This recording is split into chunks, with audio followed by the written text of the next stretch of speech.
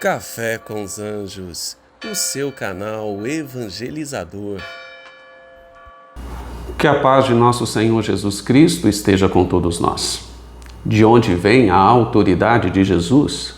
Esse foi o questionamento que os sumos sacerdotes, os mestres da lei, os fariseus estavam fazendo ao próprio Jesus.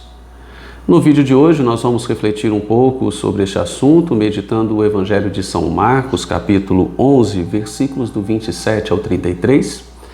Mas antes nós vamos rezar, pedir a Deus que nos abençoe com um bom entendimento da Tua Palavra. Em nome do Pai, do Filho e do Espírito Santo. Amém.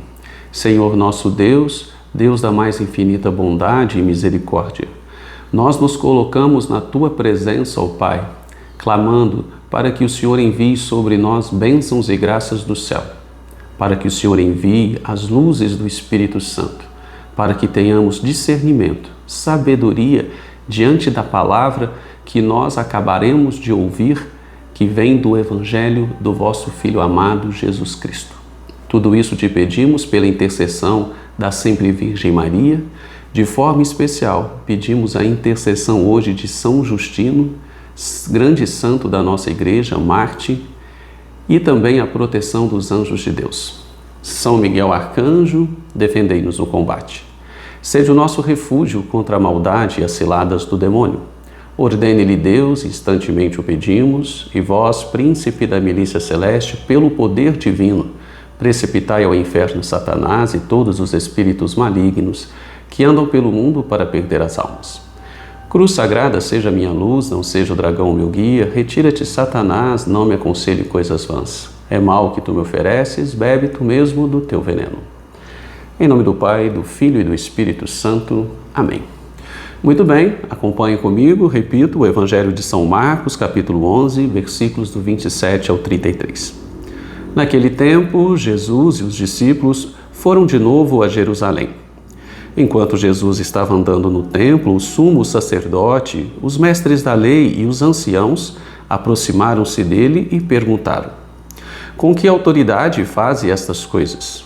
Quem te deu autoridade para fazer isso? Jesus respondeu: vou fazer-vos uma só pergunta.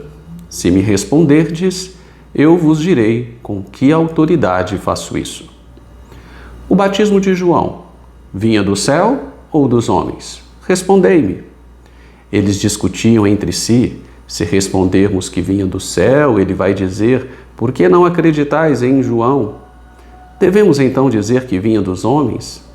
Mas eles tinham medo da multidão, porque todos, de fato, tinham João na qualidade de profeta. Não sabemos. E Jesus disse: pois eu também não vos digo com que autoridade faço essas coisas. Muito bem, meus caros irmãos e irmãs, no Evangelho de hoje nós estamos vendo Jesus sendo questionado pelos mestres da lei, pelos sumos sacerdotes, pelos anciãos, todos querendo saber de onde vem a autoridade de Jesus, a autoridade pela qual Jesus estava fazendo todas as coisas. E Jesus estava realmente fazendo muitas coisas. Jesus realizava muitos milagres, muitos prodígios, Jesus curava pessoas, Jesus perdoava de seus pecados, Jesus se compadecia daqueles que tinham fome, Jesus reconciliava pessoas. E tudo isso, na medida que Jesus ia avançando na sua caminhada, passou a incomodar algumas pessoas. A pregação encantadora de Jesus arrastava multidões, não apenas pelo seu teor retórico, pela sua pregação, pelo jeito diferente que ele falava do amor de Deus, mas principalmente pelas suas atitudes. Porque tudo que Jesus pregava, ele cumpria no mundo. E tudo isso, é claro, que começa a amedrontar todos aqueles que detinham um poder naquela época. As autoridades políticas, religiosas, todos começam a se sentirem ameaçados e querem de toda forma descredibilizar Jesus. E vão tentando, na medida que vão abordando Jesus, pregar ali várias tentativas de descredibilizar a palavra que ele professava, de tentar de todas as maneiras que Jesus se contradizesse ou que dissesse alguma blasfêmia. Tudo isso para impedir Jesus de continuar a sua missão. Mas é claro que isso não vai funcionar, afinal de contas, Jesus era o Filho de Deus e toda a sabedoria estava com ele. E Jesus em nenhum momento foge dos diálogos, foge dos embates. Jesus vai iniciar um diálogo com todas essas pessoas que o questionavam. Jesus vai dizer, olha, eu respondo a vocês de onde vem a minha autoridade, porém, antes eu quero que vocês me respondam também de onde vem para vocês o batismo de João Batista, do céu ou dos homens? E isso faz com que os sumos sacerdotes, os fariseus, os mestres da lei fiquem ali numa encruzilhada.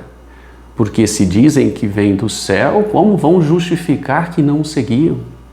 Se dizem que vem dos homens, como vão enfrentar a fúria da multidão? Porque João Batista era muito querido, era um profeta, o maior de todos os profetas naquele momento. E aí então, eles preferem não se posicionar.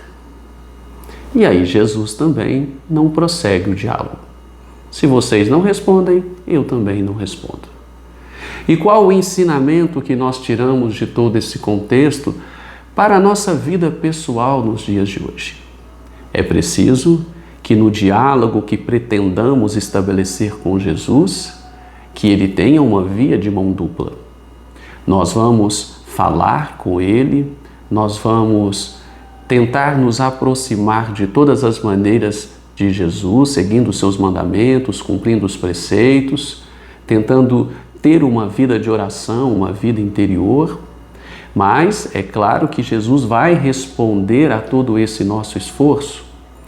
Mas na medida que nós não levemos adiante toda essa nossa dinâmica de fé, todo esse nosso comprometimento, principalmente no quesito do serviço, de servir ao irmão, de se compadecer daqueles que mais necessitam, de nos esforçarmos para melhorar a vida do outro, de viver o Evangelho tal qual Jesus, vivendo na prática, nas boas ações, na renúncia, no desprendimento, no desapego.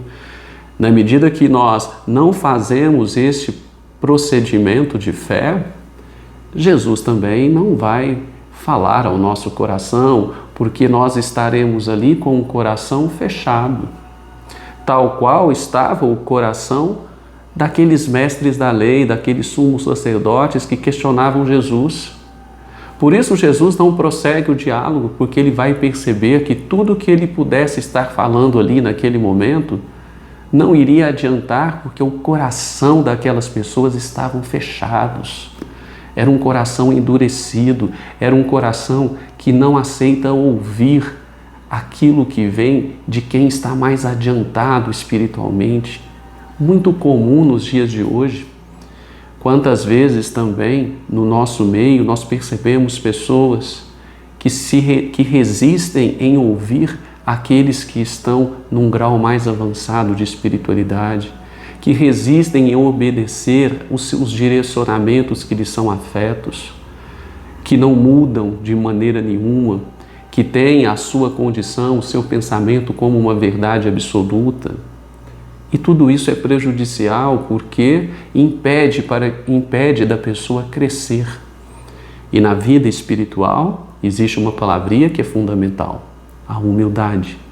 Não somos donos da verdade, nós precisamos abrir o nosso coração ao conhecimento, ao entendimento, aquilo que outras pessoas falam conosco, principalmente porque Deus se utiliza de outras pessoas para falar ao nosso coração. Portanto, é uma via de mão dupla. Na medida do nosso esforço, na medida que Jesus percebe que realmente nós queremos um aprofundamento, que realmente nós queremos uma vida interior, que realmente nós queremos uma reconciliação, uma conexão com Deus, ele vai prosseguir no diálogo. Ele vai dizer, sim, para nós muitas coisas: de onde vem a sua autoridade? A autoridade vem de autoria, daquele que é o autor de todas as coisas, o criador de tudo e de todos. É de lá, do próprio Deus, que vem a autoridade de Jesus, assim como o amor que Ele vai nos revelar. E muitas coisas Ele vai nos revelando na medida que nós dermos passos em sua direção.